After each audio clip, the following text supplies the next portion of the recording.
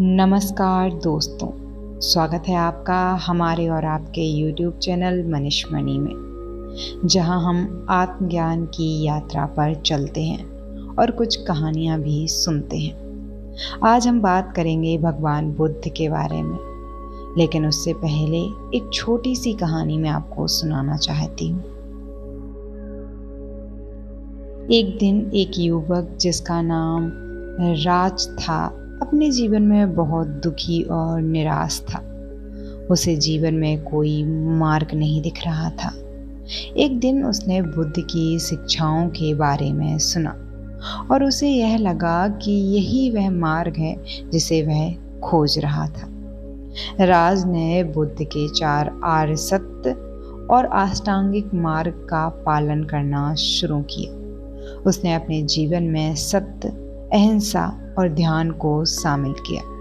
धीरे धीरे उसने महसूस किया कि उसकी सारी समस्याएं समाधान में बदल रही हैं। उसने अपनी तृष्णाओं और वासनाओं को नियंत्रित करना सीख लिया और उसके जीवन में शांति और संतोष का अनुभव हुआ। तो दोस्तों, हमें भी पता हो कि महात्मा बुद्ध कौन थे, कैसा उनका जीवन रहा, वो कौन से 4 आर्य सत्य हैं, कौन से अष्टांगिक मार्ग के तत्व हैं, इन सभी पर आज हम विस्तार से बात करेंगे। दोस्तों, बहुत समय पहले की बात है।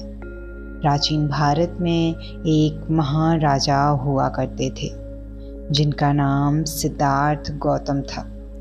उनका जन्म एक राजसी परिवार में हुआ था, लेकिन उन्होंने राजसी सुख सुविधाओं को त्याग कर सत्य और ज्ञान की खोज में अपना जीवन समर्पित कर दिया। दोस्तों, राजकुमार सिद्धार्थ ने अपनी युवावस्था में ही यह समझ लिया था कि संसार में दुख और पीड़ा सर्वव्यापी है। उन्होंने राजमहल के बाहर पहली बार गरीबी, बुढ़ापा, बीमारी और मृत्यु देखी। यह दृश्य उनके मन को विचलित कर गया और उन्होंने तय किया कि वे इन समस्याओं का समाधान खोजेंगे। एक रात जब सभी सो रहे थे, सिद्धार्थ ने राजमहल और अपने परिवार को छोड़ दिया और सत्य की खोज में निकल पड़े। उन्होंने कई वर्षों तक कठोर तपस्या की, परंतु उन्हें सच्चा ज्ञान प्राप्त नहीं हुआ। एक दिन उन्होंने एक पीपल के वृक्ष के नीचे बैठने का निर्णय लिया और यह प्रण किया कि वे तब तक नहीं उठेंगे जब तक उन्हें सच्चा ज्ञान प्राप्त नहीं हो जाता। उन्होंने कई दिनों तक ध्यान किया और अंततः उन्हें निर्वाण की प्राप्ति हुई।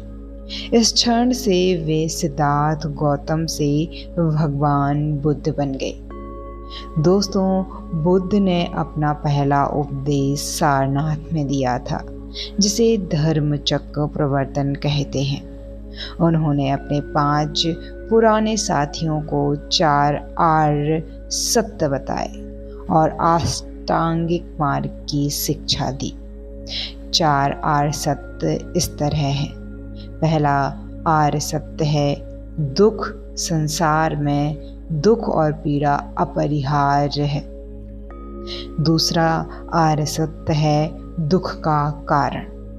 यह दुख और पीड़ा तृष्णा और वासना के कारण उत्पन्न होती है। तीसरा आर्य सत्य है दुख की समाप्ति, अर्थात तृष्णा और वासना का त्याग करने से दुखों का अंत हो सकता है। चौथा आर्य सत्य है दुख से मुक्ति का मार्ग। दुखों से मुक्ति पाने के लिए अष्टांगिक मार्ग का पालन करना चाहिए। अष्टांगिक मार्ग में 8 तत्व शामिल हैं, जो मैं आपको बता रही हूँ। पहला जो तत्व है वह है सम्यक दृष्टि, अर्थात सत्य को सही तरीके से समझना। दूसरा है सम्यक संकल्प, यानी सच्चाई और अहिंसा का संकल्प लेना। तीसरा तत्व है सम्यक वाक यानी राइट स्पीच, सत्य बोलना और किसी को चोट ना पहुंचाना। चौथा है सम्यक कर्म यानी राइट एक्शन, अर्थात सही और नैतिक कर्म करना। पांचवा है सम्यक आजीविका, राइट लाइवहुड यानी कि सही तरीके से जीवन यापन करना। छठा है सम्यक प्रयास, राइट एफर्ट, मानसिक और नैतिक विकास के लिए प्रयास करना इसका अर्थ है।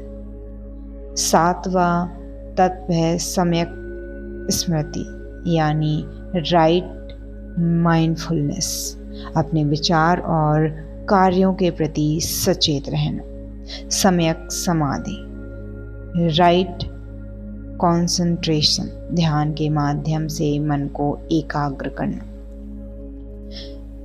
दोस्तों, बुद्ध की शिक्षाओं ने अनेकों लोगों के जीवन को बदला है। उनकी सरल और सुस्पष्ट शिक्षाओं ने लोगों को आत्मज्ञान और शांति की ओर प्रशस्त किया है। उन्होंने जाति, धर्म और लिंग के भेदभाव को मिटाया और सभी को समानता का संदेश दिया। दोस्तों, बुद्ध की शिक्षाएं आज भी उतनी ही प्रासंगिक और महत्वपूर्ण हैं जितनी कि उनके समय में थी। यह हमें सिखाती हैं कि वास्तविक सुख और शांति बाहरी वस्त्रों में नहीं बल्कि हमारे अंदर ही होती है। हमें अपने अंदर झांक कर और अपने विचारों और कार्यों को नियंत्रित करके ही सच्चे सुख और संतोष की प्राप्ति हो सकती है। आशा है कि आपको यह कहानी पसंद आई होगी और ये वीडियो भी, और आप इसे अपने जीवन में लागू करने की कोशिश करेंगे। अगर आपको हमारे वीडियोस अच्छे लगें तो मुझे कमेंट्स में ज़रूर बताएं। दोस्तों, आप में से बहुत सारे लोग पहले से महात्मा बुद्ध के बारे में जानते होंगे और बहुत सारे लोगों को यह पहली बार भी हो सकता है पता चले।